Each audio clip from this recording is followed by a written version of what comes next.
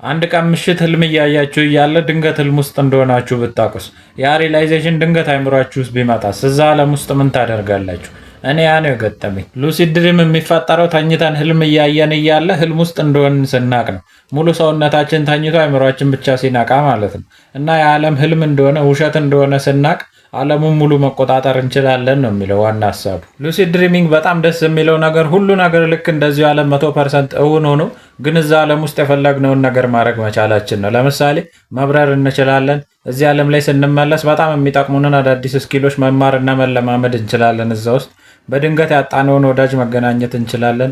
በጣም የምናደንቀውን ታዋቂ ሰው መገናኘት እንችላለን። በአጭሩ የፈለግነውን ነገር ሁሉ ማድረግ እንችላለን እዛ ውስጥ። ብዙ ሰዎች ሉሲድ ድሪም ምን ያህል ሪል ነው፣ ምን ያህል እውን ነው፣ እዛ ውስጥ የምናያቸው ነገሮች ከዚህ ዓለም ጋር ምን ያህል ይመሳሰላሉ፣ ምን ያህል እውነተኛ ናቸው ብለው ይጠይቃሉ። በሚገርማችሁ መንገድ ሉሲድ ድሪም ዓለሙ 100% እውነተኛ ነው። ከዚህ ዓለም ምንም የሚለየው ነገር የለም። እንደውም ከዚህ ዓለም የበለጠ ነገሮች ጥርት ብለው ይታዩናል። ቀለሞች የበለጠ ድምቅ ብለው ይታዩናል። ድምጾች የበለጠ ግልጽ ሆነው ይሰሙናል። ምክንያቱም እዛ ዓለም ውስጥ በአምስቱ የስሜት ሕዋሶቻችን በጆሮ፣ በአይን፣ በአፍንጫ፣ በምላስ፣ በእጅ የተገደብን አይደለንም። አእምሯችን እንደ ስድስተኛ የስሜት ሕዋስ በማገልገል ለአካባቢያችን የበለጠ ጥራትና ድምቀት ይሰጠዋል። እና እዛ ህልም ውስጥ ሆናችሁ ህልሙ ድብዝዝ ካለባችሁ፣ ዝብርቅርቅ ካለባችሁ እዛው ህልም ውስጥ ቁሙና ተሽከርክሩ። ይህን ስታደርጉ የህልሙን ጥራትና ግልጽነት በብዙ እጥፍ ይጨምረዋል። ሉሲድ ድሪም የሆነ ማጂክ ወይም ማስማት አይደለም፣ እውነተኛ ሳይኮሎጂካል ተሞክሮ ነው። ሳይንቲስቶች ሉሲድ ድሪም ስናደርግ አእምሯችን ልክ እንደ ቀኑ ነቅቶ እንደሚሰራ አረጋግጠዋል። ይሄ ውሳኔ ለመወሰን የሚያስችለን ፕሪፎርታል ኮርቴክስ የተባለው የፊት ለፊቱ አእምሯችን ክፍል ሉሲድ ድሪም ስናደርግ አክቲቭ እንደሆነና ልክ እንደ ቀኑ እንደሚሰራ አረጋግጠዋል። ለዚህም ነው ሉሲድ ድሪም ስናደርግ በቀላሉ እንደ ቀኑ ማሰብና መወሰን የምንችለው። ታዋቂው ራፐር ጁስ ወርልድ ስለ ሉሲድ ድሪም የተናገረውን ሰምተን እንመለስ። Let me ask you if you ever had this before. Have you ever been like laying down, right? You couldn't tell whether you were asleep or awake and like you couldn't move? You ever been like when you're drifting in and out, man. Yeah, sleep paralysis. You could use that to lucid dream though. It's a cheat code. Yeah. I used to lucid dream and then like when you do it right, you're supposed to keep a dream journal, you're supposed to practice all this other shit, but that's a shortcut people don't really know about. You could slip into a lucid dream from sleep paralysis. You just gotta wait through the scary part. It seems almost paranormal. You gotta wait through that part, like kind of just wait it out. And you have the right mindset, you slip into a lucid dream. ሉሲድ ድሪም ለማድረግ አንደኛና ዋነኛው መንገድ ሪያሊቲ ቼክ ይባላል። ሪያሊቲ ቼክ ማለት አሁን ህልም ውስጥ ነኝ ወይስ እውነተኛው ዓለም ውስጥ ነኝ የሚለውን ቼክ ማድረግ ማለት ነው። ይህንንም ቼክ ለማድረግ ብዙ ቴክኒኮች አሉ። ከነሱም መሀል አንደኛው አፍንጫችሁን ይዞ መተንፈስ መሞከር ነው። ይህንንም ለማድረግ አፍንጫችሁን እንደዚህ ያዙትና መተንፈስ ሞክሩ። ከተነፈሳችሁ ስቲል ህልም ውስጥ ናችሁ ማለት ነው። ይህንን ቪዲዮ ህልም ውስጥ ሆናችሁ እያያችሁት ነው ማለት ነው። ሁለተኛው ቴክኒክ ደግሞ እጃችሁ ውስጥ ጣታችሁን ለማሳለፍ ሞክሩ። እጃችሁ ጣታችሁ ውስጥ ካለፈ ህልም ውስጥ ናችሁ እና መንቃት አለባችሁ ማለት ነው። ሶስተኛው ደግሞ የሆነ ሰዓት ይዩና ወይም የሆነ ጽሑፍ ይዩና ወደዛ ዞራችሁ ትንሽ ዞራችሁ ከቆያችሁ በኋላችሁ ተመልሳችሁ አንብቡት። ያ ጽሑፍ እዛ ጋር ከሌለ ወይም አብስትራክት ዝብርቅርቅ ካለ ህልም ውስጥ ናችሁ ማለት ነው።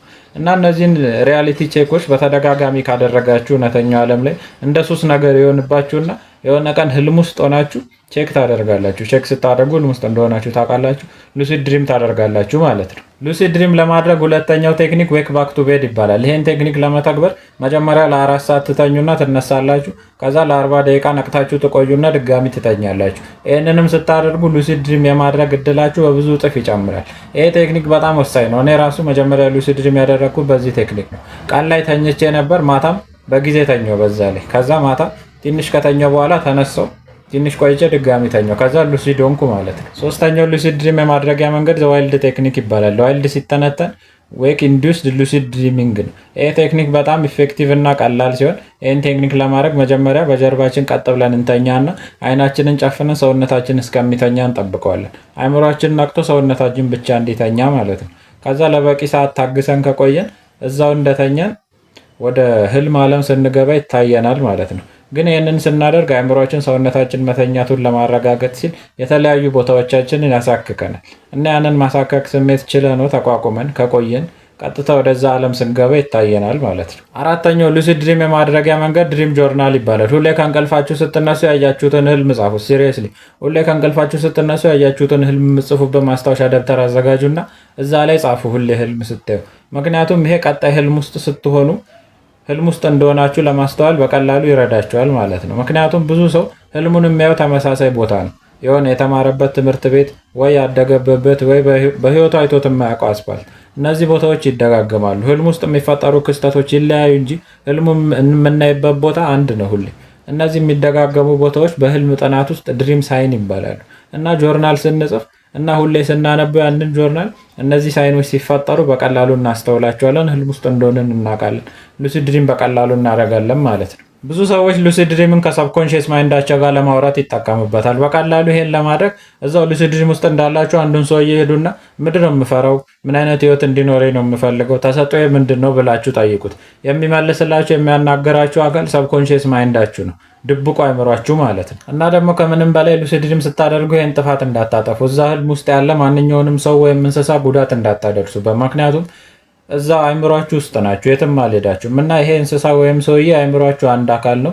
እዛ ውስጥ ስቶር የተደረገ ሳይኮሎጂካል ቢንግ ነው ወይም የሆነ ሀሳብ ነው። እና ጉዳት ስታደርሱበት ከእንቅልፋችሁ ስትነሱ የመርሳት በሽታ ሊያጋጥማችሁ ይችላል፣ ወይም ልታብዱ ትችላላችሁ። እያስፈራራችሁ አይደለም። ሉሲድ ድሪም ምንም የሚያስፈራ ነገር የለውም። ይህም ከስንት አንድ የሚፈጠር ነገር ነው እና እዛ ውስጥ ያሉ ነገሮች ላይ ጉዳት እንዳታደርሱ ለማስጠንቀቅ ያህል ነው። ሉሲድ ድሪም ውስጥ ሌላኛው ሰዎች የሚሳሳቱት ነገር ህልም ውስጥ ለሚያገኟቸው ሰዎች ውሸት ናቸው፣ እውነት አይደላችሁም ወይም ህልም ብቻ ናችሁ ብሎ መናገር ነው። በፍጹም ህልም ውስጥ ላለ ሰው ህልም ብቻ ነው ብሎ መናገር የለብንም። እንደዛ ብለን ከተናገርን ህልሙ ወደ ቅዠት ይቀየራል፣ በሚያስፈሩ ነገሮች ይሞላል። አይምሯችን ደግሞ ሲፈራ አድሬናሊን ያመነጭና ከህልሙን እንነሳለን ማለት ነው።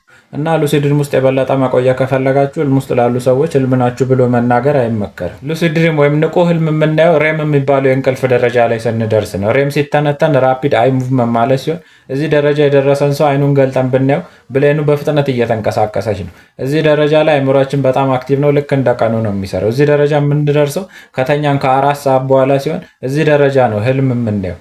እና ማታ ማታ ለአጭር ሰዓት ብቻ የምተኙ ሰዎች እዚህ ደረጃ ላይ አደርሱም፣ ህልም አታዩም፣ ሉሲድ ድሪምም ማየት አትችሉም ማለት ነው። ብዙ ሰዎች የሚጠይቁት ነገር ሉሲድ ድሪም ምንም ጉዳት የለውም ወይ ነው። ያለምንም ጥርጥር ሉሲድ ድሪም ምንም ጉዳት የለውም፣ ምንም የሚያስፈራ ነገርም የለውም። ልክ እንደ ሁሌው ነው አይምሯችንና ሰውነታችን ሪላክስ አድርገው የሚያርፉት። ብቸኛም ማስጠነቀቃችሁ ነገር ሉሲድ ድሪም ስታደርጉ በጣም ኤክሳይትድ አትሆኑ። በጣም ካጓጓችሁና ደስተኛ ከሆናችሁ ከህልሙ ቶሎ ትወጣላችሁ፣ ከእንቅልፋችሁ ትነሳላችሁ። በዛ ዓለም ውስጥ ለረጅም ጊዜ ለመቆየት ሪላክስ አድርጉ። ኖርማል ነገር እንደሆነ ለማሰብ ሞክሩ።